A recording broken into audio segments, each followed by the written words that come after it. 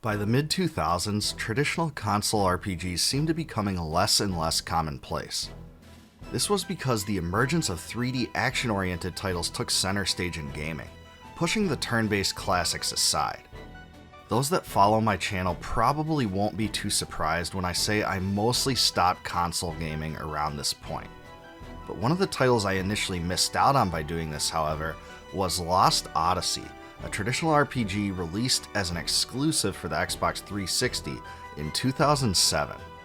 Interestingly enough, Lost Odyssey was the masterwork of Mistwalker Corporation, an independent development studio founded by Final Fantasy series creator Hironobu Sakaguchi following his departure from Square Enix. He assembled a dream team of former co-workers from his days at Square and industry veterans, and quickly began work on two new RPG projects for the Xbox 360, Blue Dragon and Lost Odyssey. Blue Dragon was released to some moderate success, but Sakaguchi concentrated most of his focus on Lost Odyssey. By all accounts, the game's development was a monumental effort with many hurdles. According to Sakaguchi, the development team was even on the brink of collapse by the middle of development, but they eventually pulled through and completed the game. It was released in North America in February of 2008, and the game's content was so large it spanned an unprecedented 4 dual-layer DVDs.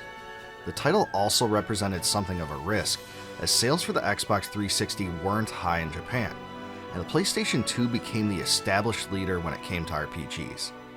Still, fans were greeted to the essence of Lost Odyssey from the game's first seconds.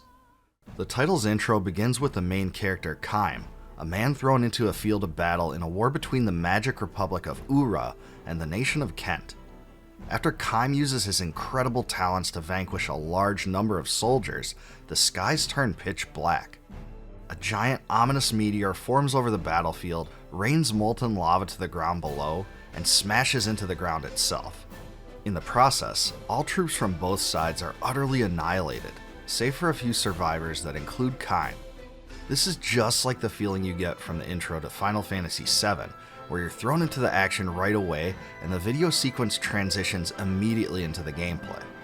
It definitely had that cinematic flair that made the experience a special one, and this can be seen throughout the game. As you soon discover, Kaim is an immortal being that has lived for over 1,000 years. Throughout his journey, he learns more about his complicated past, explores the burdens and realities of being immortal, and the game highlights Kaim's reaction to watching those so close to him die over and over again. Along his journey, he joins various companions, some immortal like he, and others who are mortal, to stop the ambitions of a ruthless foe. Lost Odyssey also incorporates a huge amount of story sequences written by famed Japanese novelist Kiyoshi Shigematsu, who worked closely with Sakaguchi to capture the spirit of Kaim's life experiences. This content, which is completely optional, adds immensely to the plot and really expands the storytelling beyond almost any other RPG I've played. Some fans that enjoy full-on action and gameplay might find them monotonous, but I viewed them as a real treat that invested me in the tale. As far as the battle system goes, nearly every characteristic is reminiscent of Final Fantasy X. The graphical style of the enemies, the camera movement, and even the menu interface is strikingly similar, and will be familiar to most RPG fans right away. It's a turn-based affair where you control a party of up to 5 characters. By far the most unique combat mechanic in Lost Odyssey is the aim ring system, where you use a timing framework to amplify the power of your attacks. Your relative effectiveness with this results in a bad, good, or perfect rating. In my mind, incorporating the aim ring idea was a blessing that kept the player engaged in combat and added some minor action elements in a way that didn't detract from the classic aspects of the turn-based gameplay. It was done in a way that reminded me of how timing hits worked in Super Mario RPG and Final Fantasy VIII, but it was a bit more complex than that. Formations also play a role in Lost Odyssey, and there are both allied and enemy formations. The system utilizes 2 rows, where the generally weaker characters can be protected in the back row, and those more durable can be placed in the front. The guard condition concept that facilitates this gives greater defensive bonuses to players in the back row the more hit points players in the front row have.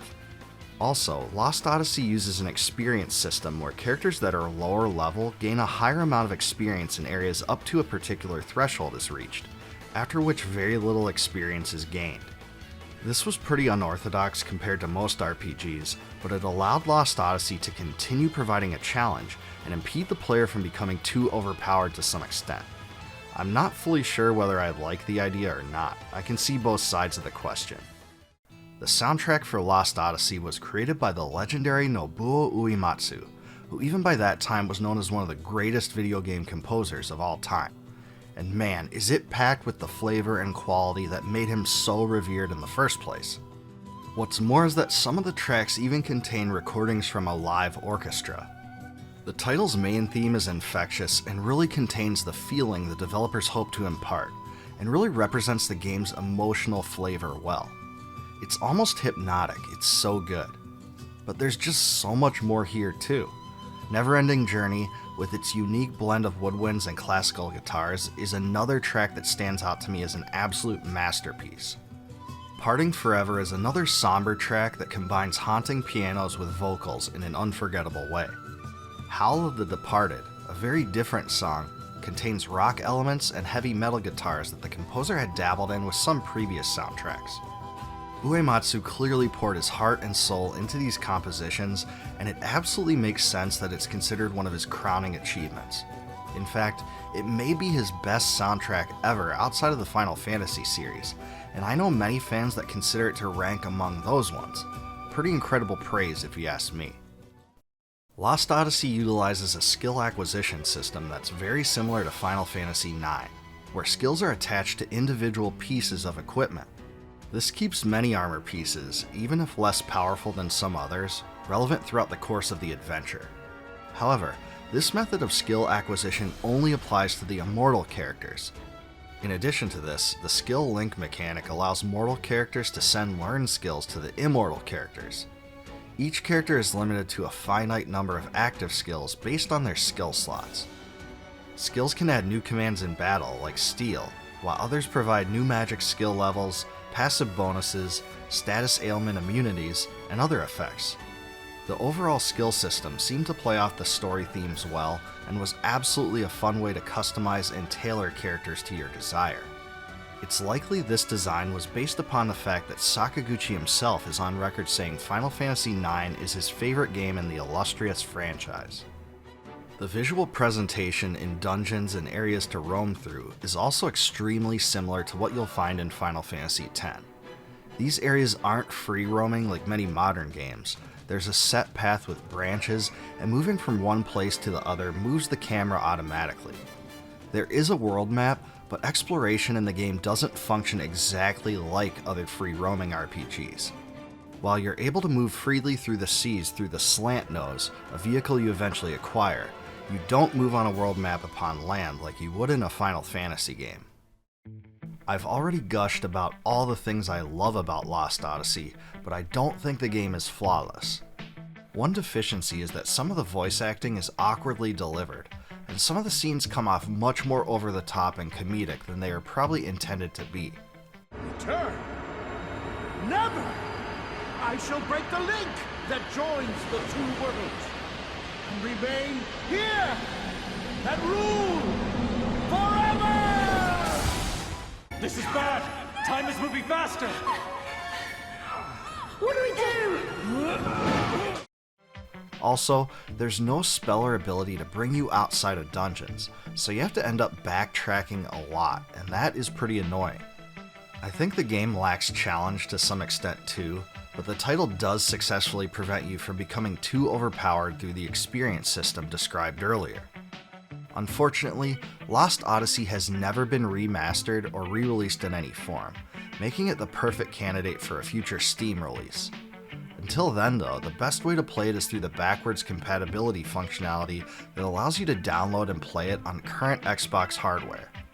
I think few, if any, better RPGs have been released since this one, so it's absolutely worth it. Lost Odyssey really shows what may have been possible for the Final Fantasy series had Sakaguchi stuck it out and played an active role in its direction. The story is amazingly creative, the combat is fun and engaging, most of the characters are interesting, and the soundtrack is truly one of the greatest of its time. The bonus stream storytelling adds a lot to the lore, and Lost Odyssey evokes an emotional response that is rarely found in any other game of its kind. The graphics really look fantastic for a game that's 15 years old, and they hold up extremely well today. Every single aspect of Lost Odyssey blends in so well with the others and really supports the experience I believe the developers were aiming for.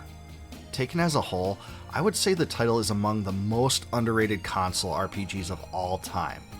It's essentially a Final Fantasy game without the name, and a great one at that, definitely Sakaguchi and his team at their very best. It's just such a shame that a relatively low percentage of RPG fanatics ever got a chance to play this, because most of those who were drawn to the genre stayed loyal to the PlayStation 2 during this time. So, what do you think about Lost Odyssey? Do you think it matches the greatness of the Final Fantasy games? Let me know in a comment below. Please like, subscribe, and click the bell below for more retro gaming content, and please join my Discord community linked in the description. Also, please consider supporting my channel via YouTube's Join feature to unlock member exclusives, such as advanced videos and complete video transcripts.